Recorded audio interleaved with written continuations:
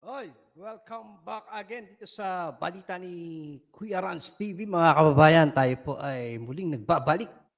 Isang reaction video na naman ang aking i-share sa inyo. Ito yung tungkol sa pasabog ni Attorney Harry Roque tungkol sa bantang panganib sa buhay ni Vice President Sara Duterte. Ay, naku, grabe, no? Talagang, gaano kaya katotoo ito mga kababayan? Um, Sinasabing ito ni Attorney Harry Roque. At eto nga po 'no, si Ombudsman Remulla, kaya daw yan na nilagay diyan sa ombudsman. Totoo naman kasi talaga, eh, yung sinasabi nila na ano, maraming nagsasabi niyan, maraming nagsasabi niyan talaga na kaya nilagay diyan sa ombudsman kasi nangako si Ombudsman Boying Remulla na talagang ipapakulong niya si VP Sara. Eh, malalaman natin kung mapapakulong nila at, ang taong bayan naman ho, eh, nakabantay. At, may nabasa ba kayong, post o nakitang post sa FB na kung saan nga ho, eh, ito si Ombudsman Remulla, ewan ko kung legit yun, na nagbabala sa mga nagsasabi na yang Bukana Bridge daw ay hindi daw yung proyekto ni BBM. Kung sino daw yung mga magsasabi na yang Bukana Bridge ay hindi proyekto ni BBM, eh, kakasuhan daw ni Boying Remulla. Grabe ano? Naangkin na nga tapos kakasuhan pa yung mga pumalag na mga Duterte supporters.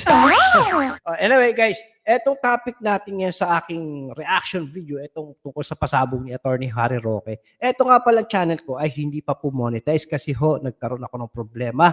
Na-suspend po itong aking channel kaya wala hong ads ito. Hopefully sa December 21 ay ma-approve ulit itong channel ko. No, kasi i-a-apply ko po ito uli sa December 21. Kaya sana ho patuloy niyong suportahan itong aking channel. Hindi ako masyadong nakakapag-upload. Iniingatan ko lang, iniiwasan ko lang ho na magkaroon ako ng violation bago mag-apply ng ano ng monetization sa kay YouTube, no, kay YPP, yan, YouTube Partner Program. So, paminsan-minsan lang ho ako nag-a-upload at kung ma-approve na siyempre araw-araw tayo magbibigay ng update. At, nga pala 'no, meron tayong mga nakikita ngayon na mga post din po mga kababayan, yung campaign signature para kay Tatay Digong. Ang dami ko nakikita ngayon, meron sa Dasma itong ito yata merong kaya kung kayo ay taga Dasma, 'no, kung kayo ay supporters ni Tatay Digong, eh, makisali na ho kayo dun sa campaign signature. Sana nga ho meron din dito sa Batangas at ako po ay talagang pupunta at, pipirma doon para ipakita ang suporta kay Tatay Digong. Meron na ho ako nakita, Hong Kong, South Korea, iba't ibang panig ng mundo ay nag-ano sila, nangangalap sila ng campaign signature. No, para, ipakita ang suporta kay Tatay Digong. Hindi ho mga trolls. Patunayan natin sa kanila na ang mga Duterte supporters ay hindi mga trolls. Yung milyong-milyong supporters ay hindi po robot o hindi po trolls, 'no? Hindi kagaya nila, hindi kagaya ni BBM na lahat ng mga nagre-react sa kanyang mga video, hindi naman actually lahat, karamihan sa mga nagre-react sa kanyang mga video ay mga trolls o yung kanyang mga post sa kanyang page ay trolls. Kahit sa Office of the President karamihan ay mga trolls, 'no, iba-ibang pangalan, mga pangalang ano, pangalang Indonesian, eh, 'di ba? So eto pakinggan natin itong si Attorney Harry Roque sa kanyang unang pasabog. Bale dalawang video ito mga kababayan. Eto muna tungkol dito sa pangako ni Ombudsman Boy Remulla kapagka siya ay naging ombudsman daw, 'no? Eh, mukhang matindi itong impormante ni Attorney Harry Roque, talagang ito, pakinggan natin 'to mga kababayan, Itong si Boying Remulla pa Oh, ang siyang nangako nangako. kay Marcos Jr. na kung siya ay maging ombudsman, Oh, ipakukulong talaga niya si Sara Duterte. So narinig ko. nagkamali po ako. Ang sabi ko kasi, baka naman magaling ang pulso niya bilang isang matagal ng politiko at alam niya na kapag binira niya ang Duterte ngayon, eh lalo siyang mapapabilis ang proseso na matanggal ang Marcos Jr. at pag nangyari yan, tanggal siya, sibak din siya, impeach din siya as ombudsman. I take it back. Ang sabi ng informante, talagang binigay kay Boying Remulla ang Informante, ombudsman dahil sa pangako na ipakukulong niya si Inday Sara Duterte. Ayun, Sabi daw ng informante ni Attorney Roque, na kapagka siya ay nailagay diyan bilang ombudsman, eh, tatrabahuhin niya si VP Sara, ipapakulong. 'Di ba, noong bago pa naman na ano si Boying as a ombudsman, kahit kasi Senator Ivy, yun din ang talagang ano niya na siya ay kapag siya ay natalaga bilang ombudsman, hindi naman siya para sa ano, eh, sa bayan, eh, kundi para lamang siya sa mga Duterte o sa mga kasama na rin yung mga kaalyado, 'no? Tingnan niyo nga ginawa nila kay Senator Bato nung ma-inexpose si Senator Bato tungkol doon sa isang tauhan ni Saldico, bigla silang naglabas ng kuwan na may warrant of arrest daw si Senator Bato. Ewan ko ngayon si Senator Bato kung nasaan, balita natin nagtatago daw 'yan, mga kababayan. Pero, ako nananalig ako sa Panginoon na hindi magtatagumpay ang kasamaan. At eto nga ho, 'no, yung unang araw pa lang ng pag-upo ni Ombudsman Remulla, eh, nagpa-interview na yan sa media noon at sinasabi nga na ano daw, na parang sisilipin nila yung SALN ni VP Sara, 'no, kung ano-ano mga kuwan. So, umpisa pa lang nun, eh, nagparamdam na agad siya na talagang siya ay, tutugis sa mga Duterte. Lalong-lalo na ho kay VP Sara dahil kapag si VP Sara ho ay nanatili hanggang 2028 na tumakbong presidente, eh, sigurado panalo talaga at may kalalagyan sila.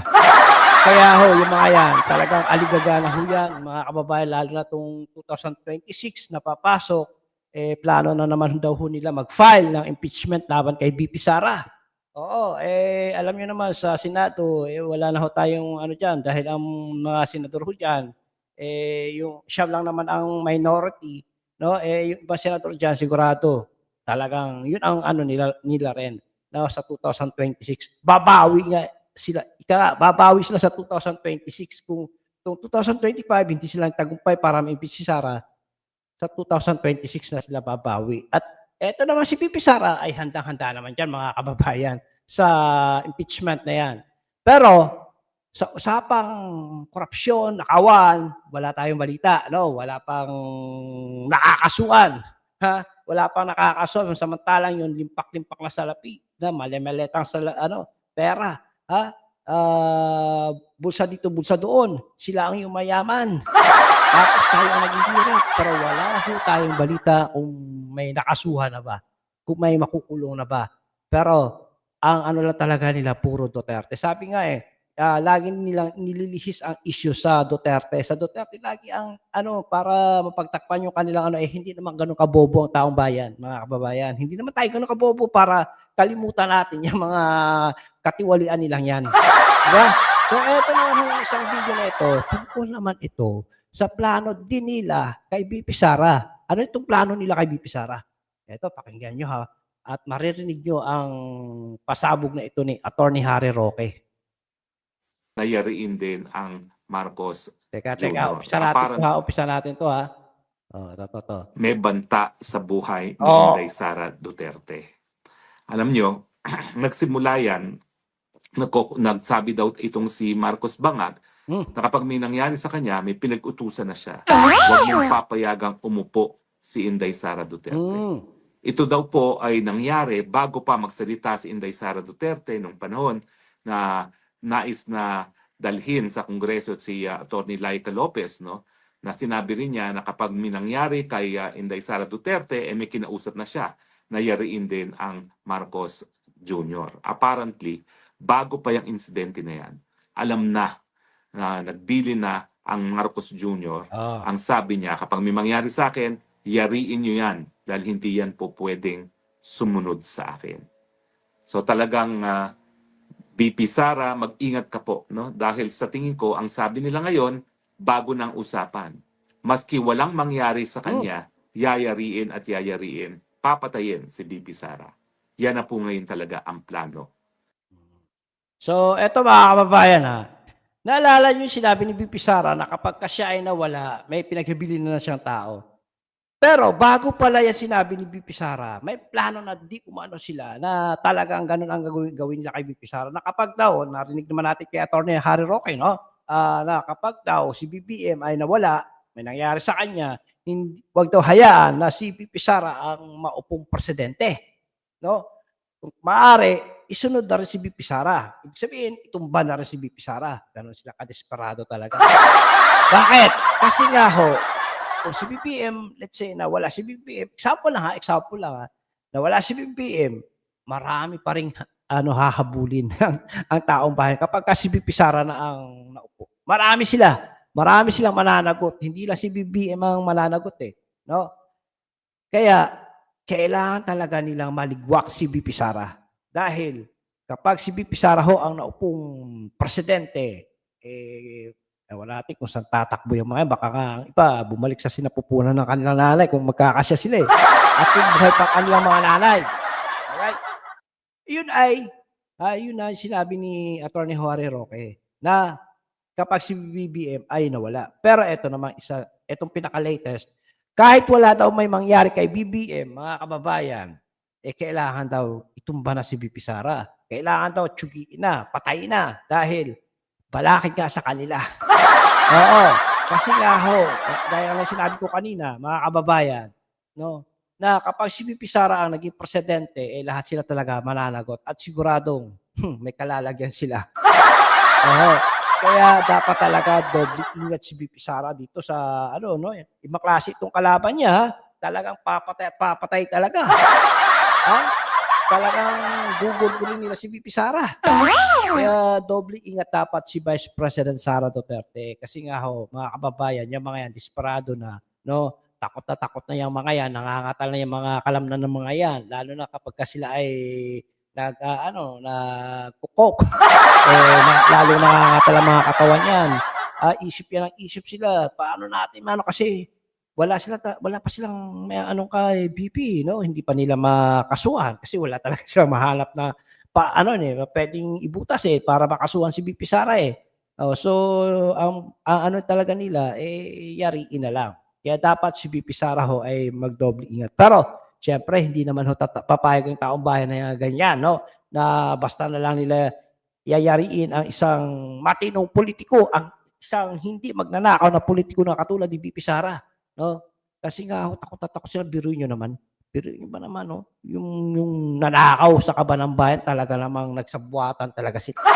Oops, wala akong pinagbibintangan, wala akong binanggit na pangalan, basta nagnakaw lang, 'no? Wala akong binanggit na pangalan diyan, kung sino yung mga nagnanakaw na yan, Oo, sila yung nagpapakasarap habang ang taong bayan nagpapakahirap, 'no? Lugmok na lugmok na sa kahirapan ang taong bayan. Sila, bili dito, bili doon, kung ano-anong mga mamahaling gamit, mamahaling ari-arian, ano pa, ang dami. Nag-iipon.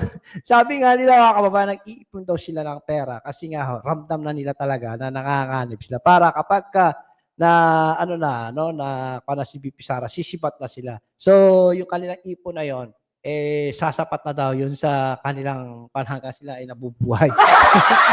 Anyway 'no, hindi naman papayag ang Panginoon sa ganyang gawain. Alam niyo, nakikita ko dito malapit na yan sila, mga kababayan. Kaya sama-sama tayong manalangin, sama-sama nating ipag-pray ang ating mahal na BP Sara, siyempre si Tatay Digong ipag-pray din natin na makalabas na 'no, at makauwi na sa kanyang tahanan at doon na makapagpahinga, 'di ba? Kapagka nanatili siya dun, talagang lalong manghihina ang matanda, ang ating mahal na Tatay Digong. At, bilib din ho ako sa mga video na nakikita ko yung mga foreigner o yung mga ibang lahi, mga kababayan, talagang kinakanta pa nila yung, Pilipinas Duterte pa rin, talagang kahit ibang lahi, malaki ang respeto kay Tatay Digong. Sabi ko, yung isa kaya kapagka nakulong yun, may magmamahal kaya sa kanyang ibang lahi. So, ayun ho mga kababayan, narinig natin ang dalawang video na kung saan nga ho, ito si Attorney Roque ay may pasabog tungkol dito sa pag-appoint kay Remulla. Pangako ni Remulla na kapag siya ay naging ombudsman, papakulong niya raw si VP Sara. Eto naman pangalawang video, eto nga ho 'no, mga kababayan, ang plano nilang pagpatay o ipapapatay daw nila si VP Sara. Narinig niyo naman kung sino yung nagsasabi nun 'no, kung sino yung binanggit na pangalan ni Attorney Harry Roque, 'di ba, si BBM. O yun daw ang di umano ang plano 'no, wag daw hayaan na maupo si VP Sara kung sakali man na si BBM ay matigok or kahit na nandiyan si BBM, hindi nila hahayaan na maupo si VP Sara at kailangan daw ay talagang gurgurin nila si VP Sara. Sabi ko nga mga kababayan 'no, let's say nag-election na 2020, 'di ba may turnover 'yan 'no?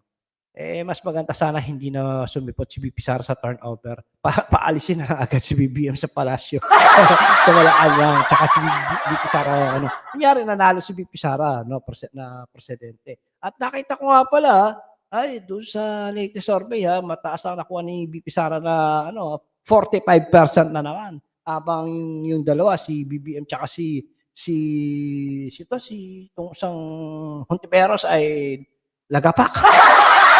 Kaya doon sila mga kababayan naalerto, yung tiwala kasi ng taong bayan, oo. Yung mga sumusuporta kasi kay VP Sara hindi talaga mga trolls, mga totoo talaga. 'Di ba, kagaya niyo na nanonood sa video ko, mga totoo kayo, talagang kayo ay solid, Duterte supporters. Sila kasi wala ang mga supporters, yung mga post nila mga trolls, mga pangalan, mga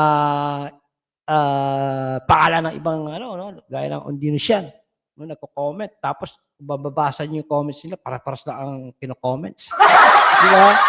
Wala silang supporters na talaga, wala na kasing tiwala sa kanila. Tsaka kaya lang naman nanalo si BBM, aminin niya man o hindi, dahil kay VP Sara kaya siya nanalo. Kaya lang, yun lang ang nakakalungkot dahil nagamit talaga nila si VP Sara, 'no, hindi natunugan ni VP Sara yung kanilang masamang plano talaga.